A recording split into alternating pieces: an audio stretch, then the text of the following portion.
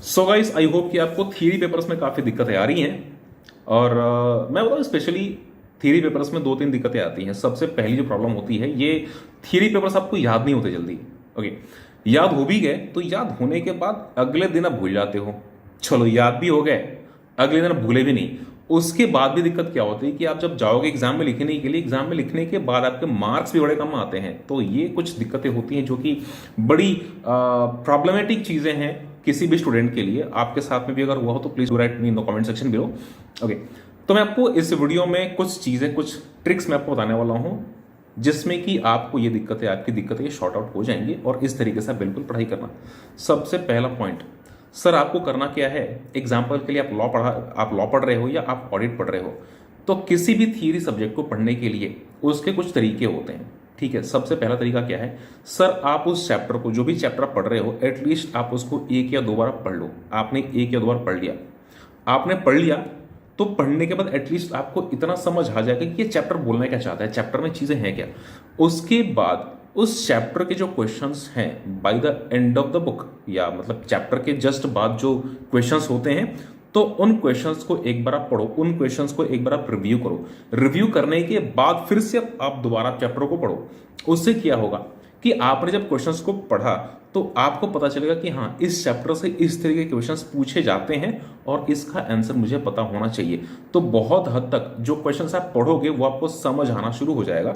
उसके बाद क्वेश्चंस पढ़ने के बाद, माइंड यू गाइस, क्वेश्चन पढ़ने के बाद जब आप दोबारा चैप्टर को पढ़ोगे तो वो जो लेवल ऑफ कॉन्सेंट्रेशन है या लेवल ऑफ अंडरस्टैंडिंग है वो अचानक से बढ़ जाएगी और आपको धीरे धीरे उस चैप्टर में इंटरेस्ट आना शुरू हो जाएगा।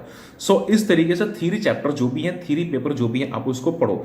अगर क्वेश्चंस पढ़ने के बाद आपने उस चैप्टर को दोबारा पढ़ा तो वो एक इंटरेस्टिंग चैप्टर बन जाएगा और उसके बाद उसमें आपका इंटरेस्ट डेवलप होना शुरू हो जाएगा और अब आपकी तैयारी बहुत अच्छे से होगी। तो सर सबसे पहली बात यह है कि आपको थ्योरी पेपर्स याद करने के लिए, थ्योरी पेपर्स पढ़ने के लिए ये टेक्निक बिल्कुल यूज करनी है। साथ में जैसे एमसीक्यूज इंस्टीट्यूट देता है, ऐसे इंस्टीट्यूट आपको एमसीक्यूज देता है या और भी चीजें, और भी मटेरियल जो देते रहता है इंस्टीट्यूट, उसको भी आप सॉल्व करते रहिए, उसको भी आप देखते रहिए और बार बार आपकी रिविजन भी होनी चाहिए। तो सर ये तो बात होगी कि आपको किस तरीके से थ्योरी पेपर्स को याद करना है। उसके बाद पॉइंट आता है एग्जाम वाली बात, कि जब आप जाते हो एग्जाम में और एग्जाम लिखने के बाद भी आपके मार्क्स नहीं आते। सर रीजन ये होता है कि आपको कॉन्सेप्ट पता है, आपने पढ़ा हुआ है, कॉन्सेप्ट तो पता है, आपको चीज याद भी है, लेकिन वो जो राइटिंग स्किल है आपके पास में राइटिंग स्किल्स नहीं है। जिस तरीके से जो लेवल ऑफ टफनेस, जो लेवल ऑफ लैंग्वेज एग्जामिनर चाहता है, जो इंस्टीट्यूट चाहता है, आपने वो नहीं लिखा हुआ है। वो कैसे आपको पता करना है, वो कैसे आपको हटाना है, वो जो लेवल ऑफ राइटिंग स्किल्स कैसे लेकर के आनी है, सो आपको उसके लिए प्रैक्टिस करनी पड़ेगी। आपको उसके लिए मल्टीपल तरीके से, मल्टीपल टाइम्स आपको आंसर्स को लिखना पड़ेगा। जो भी क्वेश्चंस हैं, क्वेश्चंस को आप लिखो, लिख करके प्रैक्टिस करो, मॉक टेस्ट पेपर सब सॉल्व करो। और यस, मॉक टेस्ट पेपर वैसे कुछ दिनों में मेरे मॉक टेस्ट पेपर्स आने वाले हैं। इवन एप्लीकेशन पे अगर मैं बात करूं लॉ की, तो एक कंप्लीट सिलेबस का मॉक टेस्ट पेपर्स अवेलेबल है।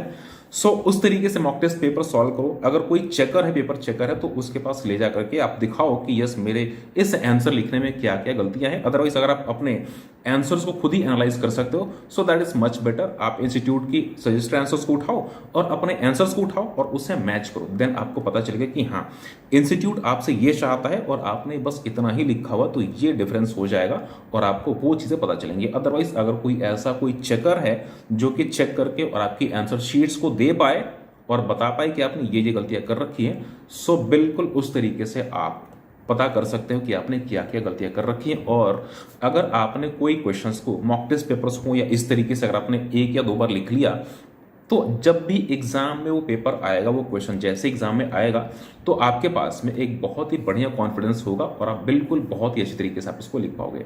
सो ये कुछ तरीके हैं जिससे कि थ्योरी पेपर्स में बहुत ही अच्छे मार्क्स आप गेन कर सकते हैं।